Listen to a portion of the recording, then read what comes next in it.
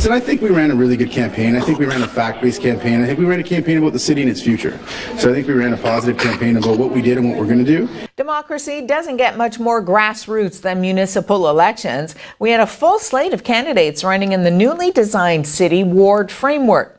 Christian Provenzano will serve a second term as mayor and stated that this will be his final term leading the city. At the end of the day, you voted in a municipal council that looks to be balanced, actually, between incumbents and fresh faces. In Ward 1, incumbent Paul Christian had 3,324 votes, and Sandra Hollingsworth had 2,808 in a new ward for her. In Ward 2, Luke Dufour, 2,402, and Lisa Vezo-Allen took 1,451 votes. Ward 3 incumbent Matthew Shoemaker had 2,823 votes. Donna Hillsinger, for a newcomer, 1,944. To Ward 4, Rick Nero is back with 2,013 votes, and Marshy Bruni took 1,969. Ward 5, Matthew Scott, 1,464, and Corey Gardy, 1,424. Sault Ste. Marie voters turned out to the advanced polls in record numbers at 22,133, according to the city's website. Thank you to all our viewers. We had record numbers watching our coverage, too. And thanks to the candidates who showed up to offer their insight. Canada's election watchdog is seeking 3 specialists to monitor social media for threats to the integrity of the next federal election. The move follows troublesome evidence of online Russian interference in the 2016 U.S. presidential vote. In a recruitment notice issued yesterday, the Commissioner for Canada Elections says the specialists would collect and analyze content starting in January from social media, blogs, chat rooms, message boards, and video and image sharing websites. They would also help investigators with cases and assist with court proceedings by giving testimony and preparing electronic evidence. Last year, Facebook said hundreds of dubious accounts, likely operated out of Russia, spent about $100,000 on some 3,000 ads about contentious issues such as LGBT rights, race, immigration, and guns from June 2015 to May 2017. Facebook later said an estimated 10 million people in the United States saw those ads.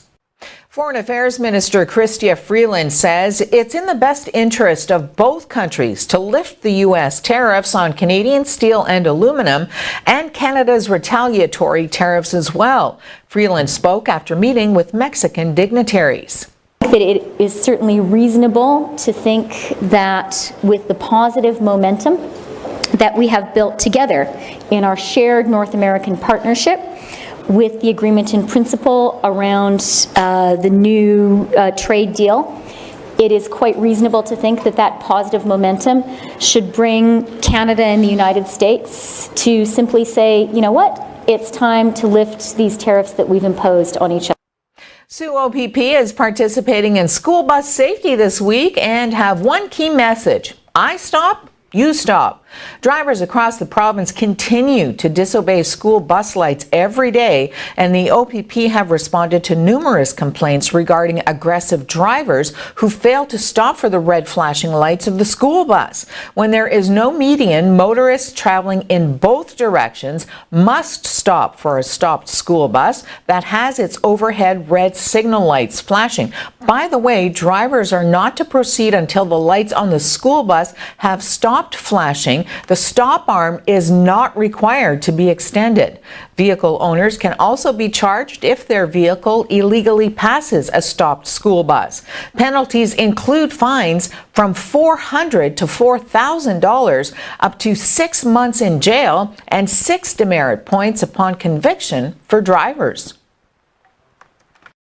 Small businesses called for a speedy end to rotating walkouts launched yesterday in 4 cities by Canada Post employees, citing concern that a prolonged strike could chew into their profits ahead of the busy holiday shopping season. The Canadian Federation of Independent Business also urged the post office to rein in spending to reduce costs and warned postal workers that continued job action could hurt them and their employer. CFIB President Dan Kelly said yesterday in a statement, the bad news for Canada Post workers is that every time they even threaten a strike, more small business customers move to use alternatives, many never returning to Canada Post. The Canadian Union of Postal Workers, which represents 50,000 postal employees, launched rotating demonstrations in Victoria, Edmonton, Windsor, and Halifax yesterday. Customers across Canada may experience delays for parcel and mail delivery since Toronto is a key processing hub.